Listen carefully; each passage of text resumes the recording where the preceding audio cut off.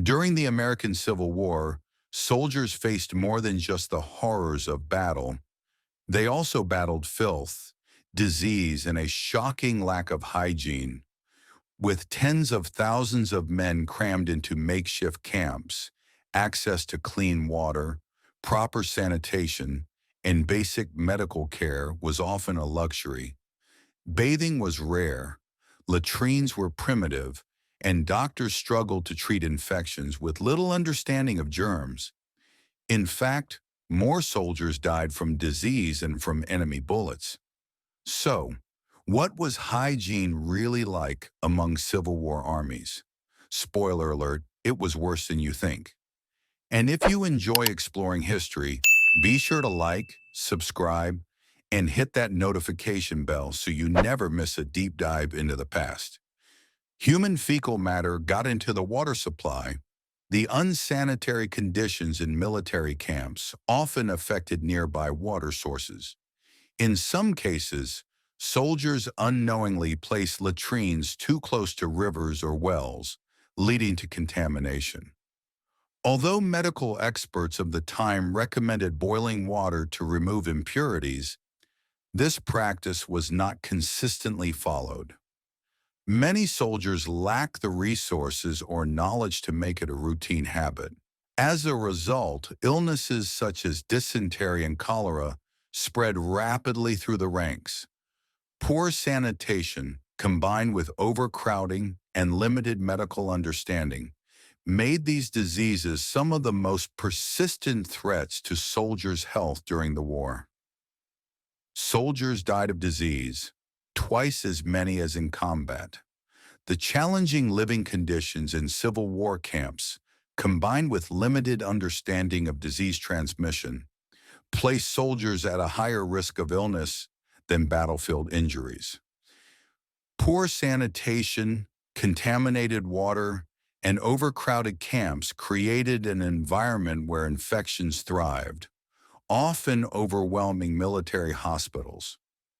Among the most widespread and severe illnesses were dysentery and typhoid fever.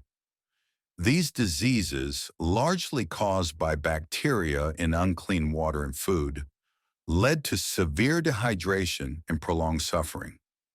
Medical practices of the time, which lacked knowledge of germ theory, offered little in the way of effective treatment. Many soldiers simply had to endure the symptoms with minimal care. Estimates suggest that disease claimed the lives of as many as 500,000 soldiers throughout the war. According to historian Drew Gilpin Faust, the number of troops lost to illness was possibly double that of those who died in combat. This staggering toll highlights how the greatest threat to soldiers often wasn't enemy fire, but the unseen dangers lurking in their own camps. Soldiers sometimes slept near sewage. Sanitation in Civil War camps was rudimentary at best. Soldiers relied on makeshift latrines, commonly referred to as sinks, which were little more than open ditches designated for waste disposal. These trenches quickly became overfilled, creating foul odors and unsanitary conditions that permeated the camp. With little understanding of the health risks posed by exposure to human waste, some soldiers unknowingly set up their tents dangerously close to these areas.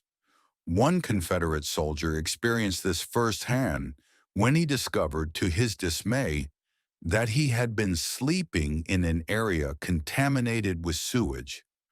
Reflecting on the unfortunate incident in his journal, he refrained from describing the exact nature of what he encountered, but noted that it certainly didn't resemble milk and peaches. His experience was not unique. Many soldiers endured similar hardships due to the lack of organized sanitation measures. Even when designated latrines were available, they weren't always used. Some soldiers, whether out of convenience, discomfort, or sheer habit, opted to relieve themselves in nearby wooded areas, behind tents, or wherever they found privacy. This lack of adherence to proper waste disposal further contributed to the spread of disease, as contaminated soil and water became common hazards in the already unsanitary camps. Soldiers didn't know how to clean cups. Civil War soldiers had access to only a few basic cooking utensils, but for many, preparing meals and maintaining proper hygiene was unfamiliar territory. Most were young men who had never been responsible for their own cooking before enlisting. Without formal guidance, they often lacked the knowledge needed to safely handle and clean their cookware. One of the biggest oversights was dishwashing. Soldiers didn't always understand the importance of keeping their cups, pans, and utensils clean. With limited water and soap available, many resorted to simply rinsing their dishes or neglecting to clean them altogether. Over time, residue from improperly washed cookware became a breeding ground for bacteria, leading to frequent cases of foodborne illness. Recognizing the growing problem, James Sanderson, a representative of the United States Sanitary Commission, an organization dedicated to improving soldiers' health, warned troops about the risks of using dirty dishes. He emphasized that proper cleaning was essential for preventing sickness, famously advising, "Better wear out your pans with scouring than your stomachs with purging." His words underscored a crucial reality of camp life. Without basic hygiene, even a simple meal could turn into a serious health risk. Uniforms were infested with body lice. Both Union and Confederate soldiers faced a persistent and troublesome opponent that had nothing to do with gunfire: lice. These tiny pests thrived in the crowded and often unclean conditions of military camps, spreading rapidly among soldiers who had little opportunity to bathe or change clothes regularly. The most effective way to combat lice infestations was to boil clothing and bedding, a method that killed the pests in their eggs. However, not every soldier had the means to do this frequently. As a result, lice were a constant irritation, causing relentless itching and discomfort. Beyond being a nuisance, they also posed a health risk. Body lice were known to spread typhus, a disease that could weaken entire regiments and further strain the already overwhelmed military hospitals. Despite the aggravation lice caused, some soldiers found a way to turn the infestation into a form of entertainment. Louse races became a popular pastime, with men gathering around to place bets on which louse would crawl across a surface the fastest, often using a mess plate as the racetrack. Some soldiers even found ways to cheat, such as one clever participant who heated up a plate to encourage his louse to move more quickly. Beyond racing, lice also became competitors in another strange form of gambling: louse fights. Troops would crowd around to watch and wager as lice were pitted against one another, cheering for their chosen insect. Given the minuscule size of the contenders, these battles were likely difficult to judge, but in the monotonous and often grim reality of camp life, they provided soldiers with a rare moment of amusement and camaraderie. Physicians didn't sterilize surgical instruments. The Civil War took place just a few years before Joseph Lister introduced his groundbreaking methods for sterilizing surgical tools and preventing infection. At the time, medical professionals had little understanding of bacteria or the importance of disinfecting wounds and equipment. As a result, surgical procedures, particularly amputations, carried a significant risk of postoperative infection. Without antiseptic techniques, wounds often became contaminated, leading to severe infections such as gangrene. In many cases, The greatest threat to a soldier's survival wasn't the operation itself, but the infections that followed. This condition, often referred to as surgical fever, was responsible for more deaths than the surgeries themselves. Surgeons worked tirelessly, but they lacked the knowledge and resources to prevent these life-threatening complications. Despite these challenges, Civil War combat surgeons achieved remarkable results given the medical limitations of their time. According to surgeon and historian Stanley B. Burns, their skill and efficiency were notable, especially under battlefield conditions. He estimated the mortality rate for amputees at 26.5%, which, while high by modern standards, was significantly lower than that seen in later conflicts. Burns compared these figures to the Franco-Prussian War, which took place 5 years after the Civil War, when antiseptic practices were still not widely implemented. Surprisingly, despite medical advancements, the mortality rate for amputations during that war soared to 77%. This contrast underscores not only the evolving nature of battlefield medicine, but also the competence of Civil War surgeons who, despite working without modern sterilization methods, achieved better outcomes than their European counterparts in the years that followed. Surgical instruments and clothes were constantly reused. During the Civil War, surgeons operated under immense pressure, often performing procedures in rapid succession with little time to properly clean their tools. The concept of sterilization was not yet understood, and while rinsing instruments between surgeries was common practice, it did little to eliminate harmful bacteria. In the urgency of treating wounded soldiers, cleanliness often took a backseat to speed, increasing the risk of infections spreading between patients. One particularly concerning practice involved the reuse of surgical sponges. These sponges, already saturated with bodily fluids, were often rinsed in plain water and then used again on another patient. Without proper sanitation, this routine contributed to cross-contamination, exposing soldiers to serious infections that could complicate their recovery. Years later, a surgeon reflecting on these medical conditions described the unsanitary practices of the era. If a surgical instrument or sponge fell to the floor, it was simply rinsed in a basin of tap water and put back into use as if it were sterile. Even the thread used for sutures was not disinfected. In cases where threading the needle proved difficult, surgeons would often moisten the thread with their own saliva, an action that unknowingly introduced more bacteria into already vulnerable wounds. Bandages were another challenge. Instead of sterile gauze, wounds were covered with whatever soft fabric was available, including torn sheets, old tablecloths, or worn clothing.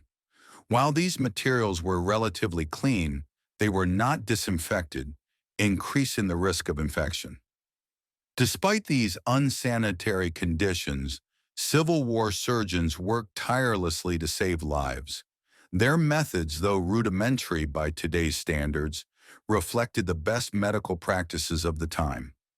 It wasn't until years later, with the adoption of antiseptic techniques, that battlefield medicine saw significant improvements in infection control and post-surgical survival rates. Soldiers wore each other's used clothes. When recruits joined the ranks, they were issued uniforms, but the quality varied greatly. Many uniforms were made from coarse, poorly woven fabric that wore out quickly under the harsh conditions of military life. These garments often failed to provide adequate warmth in cold weather, leaving soldiers vulnerable to exposure. Unlike the standardized gear of modern armies, Civil War uniforms were inconsistent, with some soldiers receiving ill-fitting or mismatched clothing. Footwear was another serious problem, particularly for Confederate troops. Shoes were in short supply, and as the war dragged on, replacements became increasingly difficult to obtain. It is estimated that nearly one-third of Confederate soldiers went without shoes for much of the war, marching and fighting barefoot across rough terrain. This lack of proper footwear led to painful blisters, infections, and frostbite in colder months, further weakening already exhausted troops. Due to chronic shortages, soldiers, especially those in the Confederate Army, resorted to scavenging for clothing and boots whenever possible. The uniforms and gear of fallen soldiers were often repurposed, either by stripping them from the battlefield or collecting them from prisoners of war. While grim, this practice was a necessity for those who lacked essential supplies. In some cases, Confederate soldiers even wore pieces of Union uniforms, leading to confusion on the battlefield. The disparity in uniform quality reflected the larger economic differences between the Union and Confederate armies. The North, with its more developed industrial infrastructure, was able to produce and distribute clothing more efficiently. Meanwhile, the South, with limited manufacturing capabilities and dwindling resources, struggled to outfit its soldiers properly. This logistical challenge contributed to the hardships Confederate troops faced, as they not only had to fight against the Union Army, but also against the elements and a constant lack of basic necessities. Camps were filled with trash and manure. Civil War camps were notorious for their unsanitary conditions. One inspector who toured Union encampments reported seeing piles of refuse, food scraps, and various other forms of waste, often in advanced stages of decay. These items were carelessly discarded throughout the camp, creating a breeding ground for bacteria and attracting pests. In some areas, waste was simply thrown into pits within the camp boundaries, contributing to the unsightly and unhealthy environment.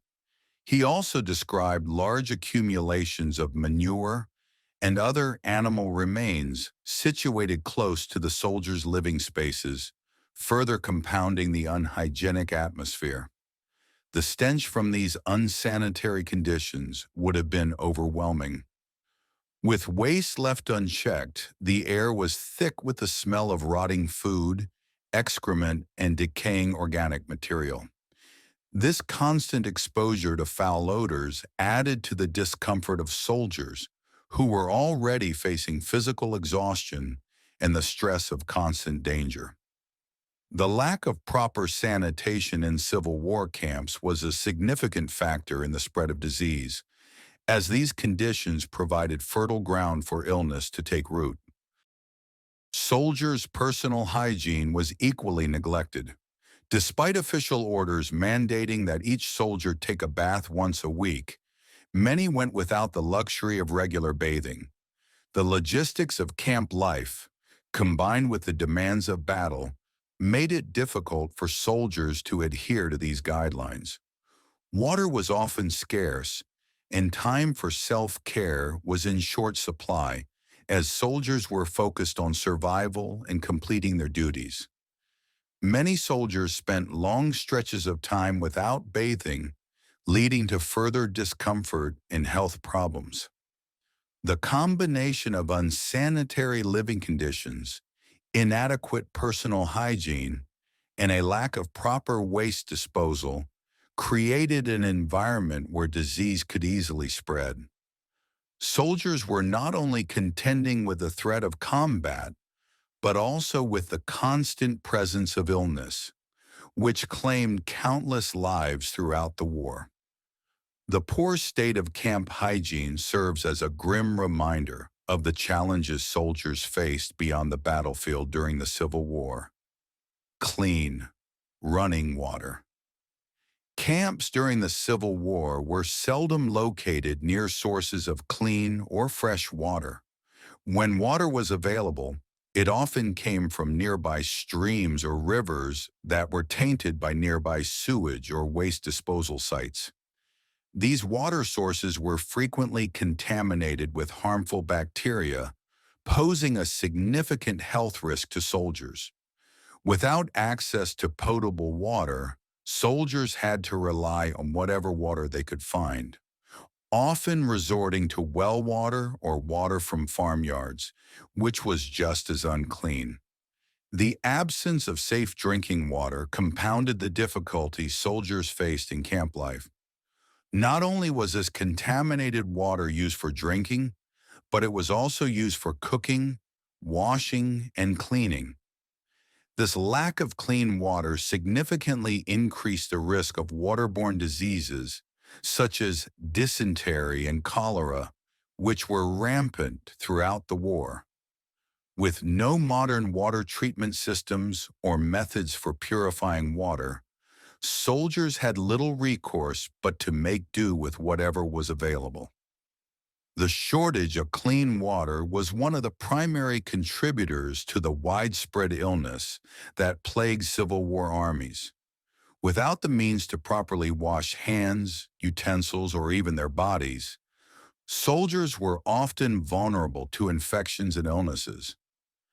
The persistent lack of fresh water for sanitation purposes created an environment where disease spread quickly, and soldiers frequently found themselves suffering from debilitating stomach issues and other waterborne illnesses. In many ways, the scarcity of clean water in Civil War camps highlights the dire conditions soldiers endured during the conflict. While fighting on the battlefield was dangerous, surviving in the camps, where the most basic needs like water and hygiene were unmet, proved to be just as perilous. The health challenges soldiers faced due to contaminated water sources were an unfortunate reality that significantly affected both the morale and effectiveness of the troops. Recruits weren't always adequately examined for disease. Before enlisting, soldiers were required to undergo a medical examination to assess both their physical and mental fitness for service. This was intended to ensure that recruits were healthy enough to handle the demanding and grueling nature of military life. However, these medical exams were often far from comprehensive. They were typically brief and, in many cases, did not catch underlying health issues that might have affected a soldier's ability to serve effectively. Despite the examination process, some recruits managed to bypass these assessments. One of the most notable exceptions was the presence of women who, despite the official policy barring them from service, disguised themselves as men and enlisted in the military. It is estimated that at least 400 women took this risk, adopting male identities in order to fight in the war. These women went to great lengths, cutting their hair, altering their appearances, and sometimes even changing their voices to blend in with their male counterparts. The decision to disguise themselves and enlist was not made lightly.